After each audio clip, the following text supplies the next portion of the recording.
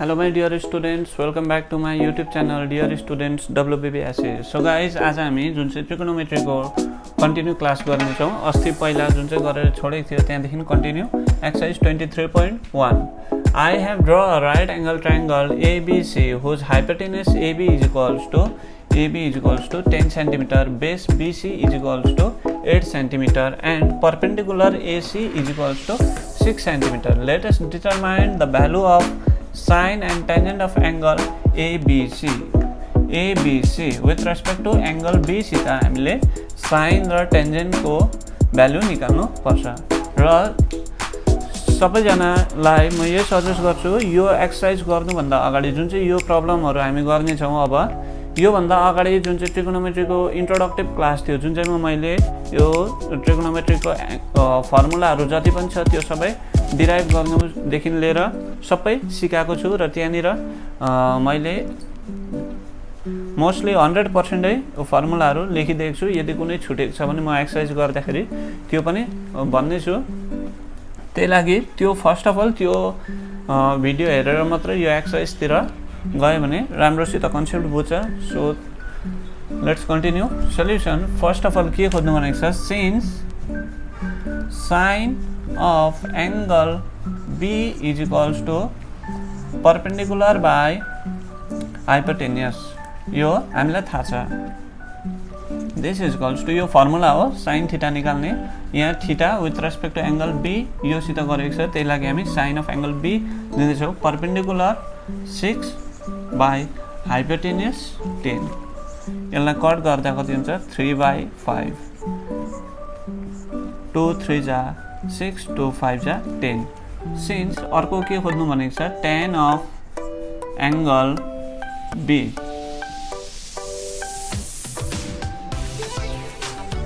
tan of angle B भनेको perpendicular by base, that is turns permanently black. Some people have curly brown hair, turns permanently black. यो logic पनि मैले भनेको थिएँ। So त्यो लजिकबाट पनि हामी इजिली फर्मुला याद गर्न सक्छ। perpendicular 6 by base 8, this is equals to 2 3 ja 6, 2 4 ja 8, 3/4. Therefore sine of angle B is equals to 3/5 and tan of angle B is equals to 3/4. This is our required answer. Now let's move to question number 2 and 3. यो दुईटा similar type question छ, त्यही लागि म यो दुईटाको hint दिँदै छु। यदि कसैलाई प्रब्लम हुन्छ भने मलाई कमेन्ट गरेर भन्दा हुन्छ, म यसको टोटल सल्युसन पनि गरिदिन्छु। सो क्वेशन नम्बर 2 मा के छ, Soma has draw right angle triangle ABC whose angle ABC is equals to 90 degree. ABC एउटा राइट एंगल, सोमा भने केटीले के गर्दै रहेछ, ABC एउटा राइट एंगल ट्रायंगल ड्रा गर्दै रहेछ जुन चाहिँ को angle ABC, that is angle B कति रहेछ 90 degree and BC is equals to AB is equals to 24 cm and BC is equals to 7 cm. By calculating, let us write the value of sin A, cos A, tan A and cosec A. sin A, cos A, tan A and cosec A, यो चारटाको value कति हुन्छ त्यो हामीलाई खोज्नु पर्छ। So first of all के देख्छ, with respect to angle A यो चारटै केसमा के छ, sin A, cos A, tan A, cosec A, that is with respect to angle A। हामी यो with respect to angle A सित यसको सल्युसन निकाल्छौं। With respect to angle A हो भने यो एंगल A ले फेस गरेको साइड के हुन्छ, अलवेज परपेंडिकुलर हुन्छ र यो 90 डिग्री फेस गरेको साइड के हुन्छ, हाइपोटेन्युस हुन्छ र यो दुईटादेखि छोडिएको जुन चाहिँ थर्ड साइड हुन्छ यो बेस हुन्छ। सबै यहाँ हामीलाई परपेंडिकुलर र बेस त दिएको छ, हाइपोटेन्युस दिएको छैन। हाइपोटेन्युस खोज्नको लागि के गर्ने, by Pythagoras theorem we can easily find the value of hypotenuse, that is hypotenuse square is equals to base square plus perpendicular square, यो हाम्रो पाइथागोरस थ्योरम। सो अब यहाँनिर बेसको जग्गामा B इज इक्वल्स टु 24 लगाएर perpendicular P को जग्गामा 7 लगाएर simplify गर्यो भने रुट ओभर 625 पाउँछ। 625 भनेको 25 को स्क्वायर हो, स्क्वायर र रुट कट भएर 25 को स्क्वायर हो, यो स्क्वायर र रुट कट हुँदा के हुन्छ 25 उब्रिन्छ। Therefore hypotenuse is equals to कति हुन्छ 25 सेन्टिमिटर। अब यो तीनटै साइडको भ्यालु पाइसकेपछि sin A cos A tan A cosec A को value you can easily find the value of sin A cos A tan A and cosec A. Since sin A भनेको के हो परपेंडिकुलर बाय हाइपोटेन्युस। अब perpendicular भनेको के हो यहाँ 7 hypotenuse 25। अर्को cos A भनेको के हो ब्राउन हेयर that is base by hypotenuse. Base कति छ 24, हाइपोटेन्युस कति छ 25। अब tan A भनेको कति हो perpendicular by base that is perpendicular by base turns permanently black. Perpendicular भनेको 7 ब्लैक बेस मीन्स 24। और cosec A भनेको के हो साइन को रिभर्स 1 बाय sin A भनेको के हो cosec A। सो यो cosec भनेको के रहेछ साइन को रिभर्स रहेछ दैट इज cosec A भनेको साइन को रिभर्स हो भने के हो रेसिप्रोकल हो भने हाइपोटेन्युस बाइ परपेंडिकुलर हुन्छ। Hypotenuse by perpendicular because cosec A is the reciprocal of sin A। Sine को रेसिप्रोकल के हुन्छ cosec हुन्छ, cos को रेसिप्रोकल sec हुन्छ, tan को रेसिप्रोकल cot हुन्छ। त्यही लागि cosec भनेको हाइपोटेन्युस बाइ परपेंडिकुलर। यसको ठीक उल्टा। सो हाइपोटेन्युस कति छ 25, परपेंडिकुलर कति छ परपेंडिकुलर 7। सो यो हुन्छ यसको answer. Now let's move to question number 3। If in a right angle triangle ABC that is ABC एउटा right angle triangle angle C is equals to 90 degree. Angle C 90 degree दिएको छ। BC is equals to 21 units and AB is equals to 29 units. Then let us find the value of sin A cos A sin B cos B. के खोज्नु भनेको छ हामीलाई sin A अर्को cos A। त्यहाँबाट number 3 र 4 मा के खोज्नु भनेको छ sin B cos B। यो चारटाको भ्यालु हामीले खोज्नु पर्यो। अब अहिले यो क्वेशन नम्बर 2 मा हामी के गर्दै थियौ with respect to angle A मात्र गर्दै थियौ। अब यसमा के छ with respect to angle A। दुईटा केसको लागि with respect to angle A, second केसको लागि के छ with respect to angle B। So यसमा दुईटा केसेस अराइज हुन्छ। सो केस 1 मा के छ with respect to angle A that is with respect to this angle let it be phi जे पनि लियो with respect to angle A। यो एंगल सित गर्दैछ भने यो साइड के हुन्छ परपेंडिकुलर हुन्छ। परपेंडिकुलर कति हुन्छ BC that is 21 units and hypotenuse त अलवेज 90 डिग्रीले फेस गरेको साइडै हुन्छ। हाइपोटेन्युस के हुन्छ AB that is 29 units and base के हुन्छ बेस हुन्छ AC दैट इज AC को भ्यालु यहाँ निकालेको छ 20।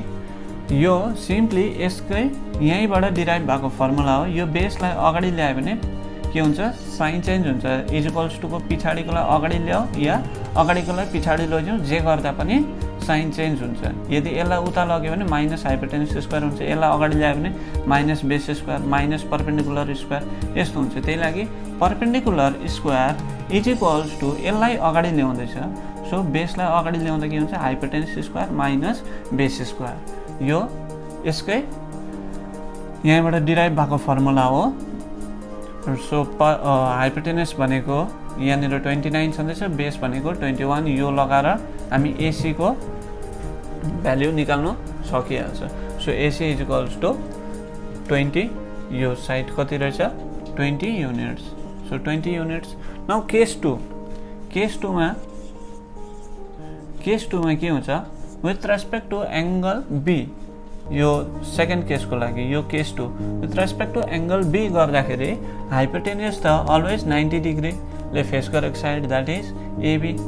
यसमा केही प्रब्लम छैन। AB is equals to 29। अब परपेंडिकुलर के हुन्छ यसले फेस गरेको साइड दैट इज यो साइड हुन्छ AC। This is equals to 20 and base is equals to यो दुईटादेखि छोडिएको थर्ड साइड कुन चाहिँ 21 BC 21 युनिट्स। अब यहाँ चाहिँ हाइपोटेनस त सेम छँदैछ, के प्रब्लम छैन। पर्पेन्डिकुलर र बेस चाहिँ चेन्ज हुन्छ। पर्पेन्डिकुलर यहाँ BC थियो, यहाँ बेस भएको छ BC, because we are dealing with this angle A and angle B। फर्स्टमा हामी we are dealing with angle A, सेकेन्डमा we are dealing with angle B, त्यही लागि यो बेस र perpendicular change. So sine A भनेको हामी यहाँबाट निकाल्न सक्छौँ। अब साइन A भनेको फेरि अघिकै फर्मुला, पर्पेन्डिकुलर बाई हाइपोटेनस। यहाँ पर्पेन्डिकुलर के छ 21, हाइपोटेनस कति छ 29। कस A भनेको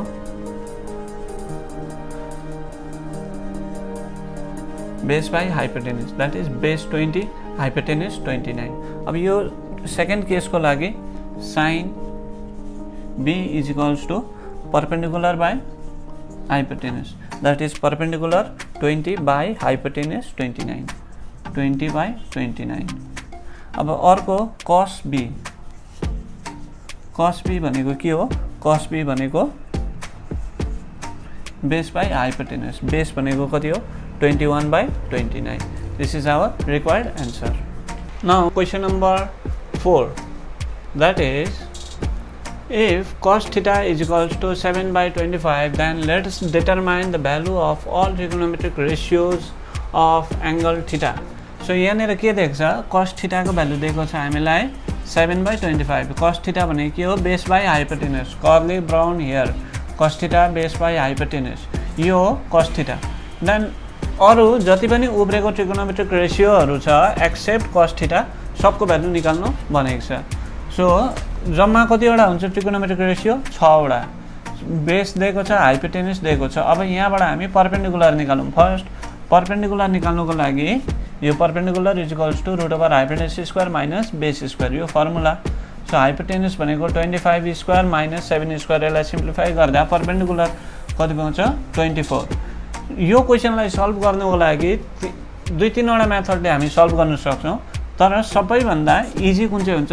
बेस, पर्पेन्डिकुलर, हाइपोटेनस, यो तीनटै निकालेर गर्नु सक्छ। और जुन चाहिँ ट्रिगोनोमेट्रीको फर्मुलाहरू छ sine square theta plus cos square theta is equals to 1, त्यो गरेर यसलाई स्क्वायरिङ गरेर त्यसरी निकाल्नु पनि सक्छ।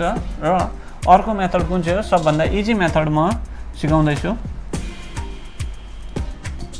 अब हामीलाई के थाहा छ? साइन थीटा कस थीटा भनेको यो नम्बर 1। अर्को के निकाल्ने अब हामी? Since sine theta is equals to perpendicular by hypotenuse, यो फर्मुला हो। अब पर्पेन्डिकुलर भनेको कति छ 24 बाई हाइपोटेनस भनेको 25, 24 बाई 25। नम्बर 1 साइन थीटाको भ्यालु पाएँ। नम्बर 2 कस थीटा यहाँ दिएकै छ। अब नम्बर 3 के निकाल्ने? कसेक, सिन्स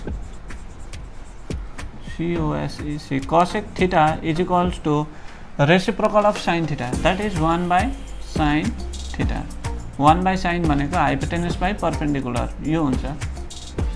साइनको रेसिप्रोकल मिन्स यसलाई उल्टा, तलकोलाई माथि, माथिकोलाई तल, न्युमरेटर डिनोमिनेटर, डिनोमिनेटर न्युमरेटर हुन्छ रेसिप्रोकलमा। सो हाइपोटेनस भनेको कति छ? यो 25 बाई 24, यसकै उल्टा। Next number 4, since sec theta is equals to 1 by cos theta, कसको रेसिप्रोकल सेक। सो कस भनेको 7 बाई 25 हो भने सेक भनेको 25 बाई 7, यो। अब number 5, since tan theta is equals to perpendicular by base. So perpendicular 24 by base कति छ 7, 24 by 7। Number 6, since cot theta is equals to 1 by tan theta, that is base by perpendicular, which is equals to 7 by 24। अब यहाँबाट हामी यसलाई squaring गरेर गर्दा पनि हुन्छ। और नम्बर 5 को लागि अल्टरनेटिभ मेथड गर्दैछु। tan थीटा भनेको के हो? Sine theta by cos theta, यो और यो दुईटामा एउटा जुन चाहिँ गर्दा पनि हुन्छ। Sine by cos. So sine भनेको कति छ 24/25, कस भनेको कति छ 7/25। अब डिनोमिनेटर यो कट हुन्छ, कति हो 24/7। आइदर दिस मेथड और दिस मेथड हामीले एन्सर के पायो 24/7। जे गरेर पनि यसको एन्सर कति हुन्छ 24/7।